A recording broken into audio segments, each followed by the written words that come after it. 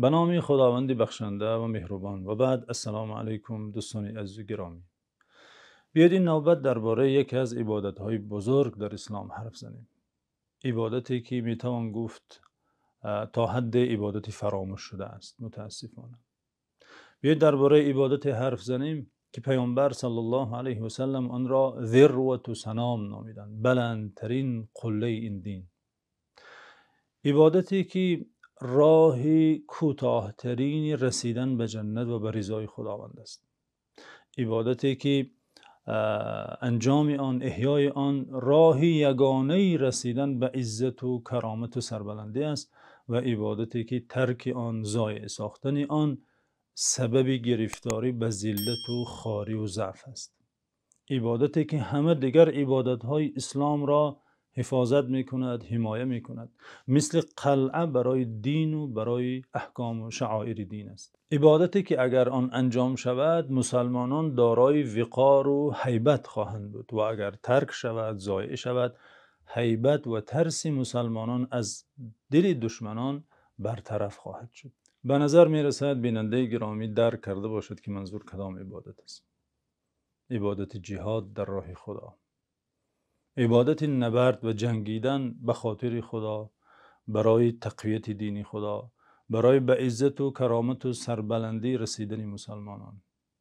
نبرد و جهاد در راه خدا، عبادتی که این همه فضیلت و از این بیشتر فضیلت و شرافت را دارد. البته فضیلت و شرافت این عبادت در آیات قرآن و در احادیث صحیح پیامبر صلی الله علیه و سلم خیلی زیاد است. خیلی آیات درباره این عبادت و تشویق بر آن و فضیلت آن، اهمیت آن و اجر و پاداش کسانی که این عبادت را انجام می‌دهند نازل شده و احادیث زیادی هست که پیامبر صلی الله علیه و سلم احکام این عبادت را، فضائل این عبادت را و آن اجر و پاداشی که برای مجاهدان خداوند مهیا نموده است پیامبر صلی الله علیه و سلم بیان نمودند. در احادیث زیادی این فضائل و این احکام بیان گشته است. شاید بیننده عزیز تعجب کرده باشد که اگر این همه آیات های قرآن و این همه احادیث صحیح درباره این عبادت آمده باشد، موجود باشد در دین، چرا درباره این عبادت کم گفته می شود؟ چرا مسلمانان از این عبادت کم می شنوند؟ بله، این تعجب جا دارد و این تعجب یا این مشکلی سبب دارد، زیرا دشمنان این دین می خواهند از این عبادت کم گفته شود. زیرا دشمنان دین میخواهند مسلمانان از این عبادت غافل شوند و این عبادت ضایع شود. چرا؟ چون که اگر این عبادت احیا شود سرزمینی آنها را اشغال کرده نمیتوانند، مال و اموال آنها را غصب کرده نمیتوانند و آنها را در ذلت و خواری قرار نمیدهند. بدین خاطر میخواهند از این عبادت گفته نشود. زیرا راه رسیدن به عزت و سربلندی و کرامت، راه صاحب شدن به زمین و مال و کشور و سرزمین احیای این عبادت است و راهی از دست رفتن همه این چیزهای نام برده و راهی از دست رفتن عزت و آبرو و کرامت ضایع نمودن این عبادت است که دشمنان این دین این چیز را میخواهند. آیات و احادیثی که در بیان فضیلت و شرافت و منزله این عبادت آمده خیلی زیاد است. اینجا به یک حدیثی که امام بخاری و اینچنین امام مسلم آن را روایت کردند اکتفا می نماییم. امام بخاری از روایات ابو هریره رضی الله عنه آورده که جاء رجل الى النبي صلى الله عليه وسلم فقال يا رسول الله دلني على عمل يعدل الجهاد فقال لا أجده. قال هل تستطيع إذا خرج المجاهد أن تدخل مسجدك فتقوم ولا تفطر وتصوم ولا تفطر؟ قال ومن يستطيع ذلك؟ حضرت ابو هریره رضی الله تعالی عنه میگوید مرد نزد پیامبر صلی الله علیه و سلم آمده پرسید ای فرستاده خدا، دلنی علی عمل یعدل الجهاد، مرا به عمل دلالت کنید، راهنمایی کنید که برابر جهاد باشد، در فضیلت، در شرافت، در اجر و ثواب برابر جهاد باشد. شاید این مرد معذور بود، معیوب بود، شاید جهاد را انجام داده نمیتوانست. از پیامبر صلی الله علیه و سلم درخواست نمود که به عملی که برابر جهاد باشد او را راهنمایی کند، دلالت کند. پیامبر صلی الله علیه و سلم در حال او را جواب دادند که لا اجده، چون این عملی برای تو نمییابم، چون این عملی نیست. در لفظ دیگری حدیث که آن نیز صحیح است پیامبر صلی الله علیه و سلم به این مرد گفتند لا تستطیعه، یعنی آن عمل را انجام دادن نمیتوانی.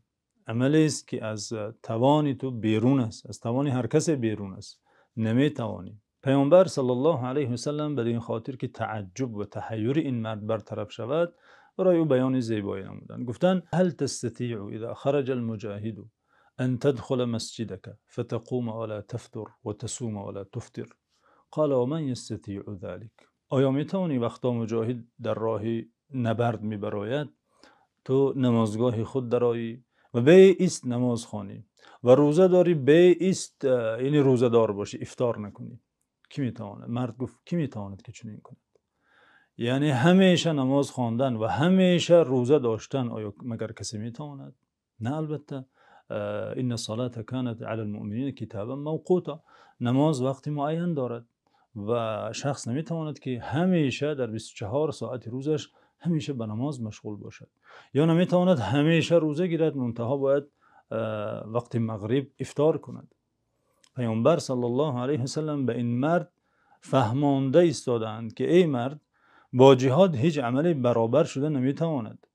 اگر امکان باشد که نفری همیشه نماز خواند به ایست و هیچگاه خسته نشود و از نماز قطع نگردد و همیشه روزه دار باشد بدون افطار، اگر امکان داشته باشد که کسی چنین کند، میتوان گفت که عمل بهتر از جهاد هست، اما هیچ کسی چنین کرده نمیتواند.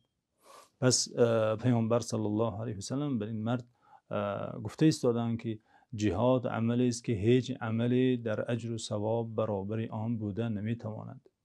از بس که جهاد در راه خدا، نبرد به خاطر دین خدا اینقدر فضیلتی والا و شرافتی خیلی در منتها دارد، خداوند عزوجل خود پیامبر صلی الله علیه و سلم را به واسطه امر کرده که به این عبادت مشغول باشد، این عبادت را انجام دهد. یا ایها النبی جاهد الکفار والمنافقین واغلظ علیهم، گفته ای پیامبر با مشرکان و منافقان جهاد بکن. این چنین خداوند عزوجل به مؤمنان خطاب نموده فرموده و جاهدوا فی الله حق جهاده، ای مؤمنان در راه خدا جهاد حقیقی کنید. البته جهاد در این آیه و آیه قبلی و هر آیه و احادیثی که این عبادت آنجا ذکر شده به این معنی نیست که مسلمان علیه هر کافر و علیه هر منافقی برخیزد و اعلان جنگ کند. نه، این گونه کی نیست. البته دشمنان دین این عبادت را چنین نمایش دادند و چنین معرفی کردند که تا بد شود، صورت او بد شود و چیزی زشت شناخته شود از طرف مسلمانان، که تا حدی در این مقصد بدشان موفق هم شدند. دین اسلام جهاد را در وقت معین با شرایط معین از جانب کسان معین با احکام معین مشروع کرده که ترک کردن آن ضایع شدن دین و ایمان و کرامت و عزت و سرزمین مسلمانان است و آن را به بندوبار انجام دادن نیز بر دین و بر شریعت و به مسلمانان زیان و ضرر می آورد. از بس که این عبادت این همه شرافت و فضیلت و جایگاه والا را دارد، یاران پیامبر صلی الله علیه و سلم در انجام این عبادت می شتابیدند، مسابقه می کردند، حتی یکی با پای لنگ یکی با چشمی کور نزد پیامبر صلی الله علیه و سلم آمده اذن میپرسید و خواهش میکرد، التماس میکرد که او را رخصت دهد که با مجاهدین باشد و به شرف شهادت نائل گردد. حتی کودکان آمده خواهش میکردند که ما میخواهیم شرکت کنیم و پیامبر صلی الله علیه و سلم چون از جهت خردسالی آنها را اجازت نمیداد، گریسته نزد مادر نزد پدرش میرفت آن کودک و میگفت چرا کودک دیگر را پیامبر صلی الله علیه و سلم اجازت داده که من او را به گوشتی میزنم، او را اجازه داده و مرا اجازت نداده. مثلا این همه شرافت و منزله این عبادت را درک کرده بودند و آن مقامی که خداوند برای شهدا معین کرده را خوب از کلام خداوند خوب درک کرده، خوب فهمیده بودند که خداوند عزوجل میگوید ولا تقولوا لمن يقتل في سبيل الله اموات بل احياء ولكن لا تشعرون. در سوره بقره خداوند عزوجل فرموده با آن کسانی که در راه خدا کشته میشوند نگویید که مردند، بلکه آنان زنده‌اند ولی شما احساس نمی کنید. یک حیات مخصوصی دارند که شما درک نمی کنید ولی آنها نمردن. در سوره آل عمران نیز خداوند این معنا را تأکید کرده، تکرار نموده، گفته ولا تحسبن الذين قتلوا في سبيل الله امواتا بل احیاء عند ربهم یرزقون فرحین بما آتاهم الله من فضله. گمان نکنید کسانی که در راه خدا کشته میشوند مردن، نه بلکه زندن، عند ربهم یرزقون، نزد پروردگارشان رزق داده می شود. آنان در یک عیش و نوش و نعمت هستند که بهتر از دنیا و همه گنج و راحت و نعمت دنیاست. عند ربهم یرزقون فرحین بما آتاهم الله من فضله. آنان به آن همه نعمتی که خدا برای آنها عطا کرده خیلی شادمانند، خیلی در سعادتند، خیلی در خوشی عمر به سر میبرند. حیات شهدا حیات مخصوصی است که از این حیات به آن حیات منتقل میشوند، میکوچند، فنا نمیشوند، نمیمیرند. از بس که این عبادت در اسلام این همه جایگاه بلند را دارد، این همه شرافت و کرامت برای کسانی که این عبادت را انجام میدهد نوشته شده، نزد خدا مقرر شده، هنوز از زمان صحابگان، بعد آنان تابعیان و بعد آن در هر عصر و در هر قرن مسلمانان راستین، مؤمنان واقعی این عبادت را انجام دادند و نام خود را در صفحه های تاریخ این دین به آب زر نوشتند. در هر عصر و زمانی که احیا نمودند به عزت و سربلندی رسیدند البته، و در هر عصری که این عبادت را ضایع نمودند، از این عبادت دور شدن، به ذلت و خواری گرفتار شدن. متاسفانه خداوند بندگانی را در هر مرحله تاریخ انتخاب کرده، به این عبادت مشهورشان ساخته، مثل ابو عبیده جراح مثلا در عصر صحابگان و خالد ابن ولید مثلا، مثل حضرت علی، حضرت عمر، سعد ابن ابی وقاص، مثل عبدالله ابن مبارک در عصر تابعین، مثل صلاح الدین ایوبی مثلا فاتح قدس، مثل محمد فاتح فاتح قسطنطینیه، مثل سلطان ببرس، مثل سیف الدین قطز سلطان مجاهد، مثل اسماعیل سامانی که از بزرگترین سرلشکران و مجاهدان تاریخ اسلام است، این پایه‌گذار و اساسگذار دولت تاجیکان که تا آخرین سال وفاتش لشکرکشی میکرد و این عبادت را انجام میداد و دین حق را به آن کشورهای ماوراء النهر تا سین پهن میکرد و نور الهی را آنجا برده میرساند و عدل شریعت را آنجا پایدار مینمود. بنابراین در هر عصر و زمانی که مسلمانان به عزت و سربلندی رسیدند، از این بود که این عبادت را خوب دانستند، جایگاه آن را درک کردند و آن را به طور درست عمل نمودند، احیا نمودند. خداوند از همه آن سرلشکران مجاهد و از هر کسی که در هر عصر و زمان این عبادت را انجام میدهد و عزیزترین چیزی دارد که جان است برای خدا نثار میکند، خدا راضی باشد و به برکت این عمل مبارک و این عمل با شرافت آنان خداوند عزوجل امت اسلام را به عزت و سربلندی رساند. خدا نگهدارتون.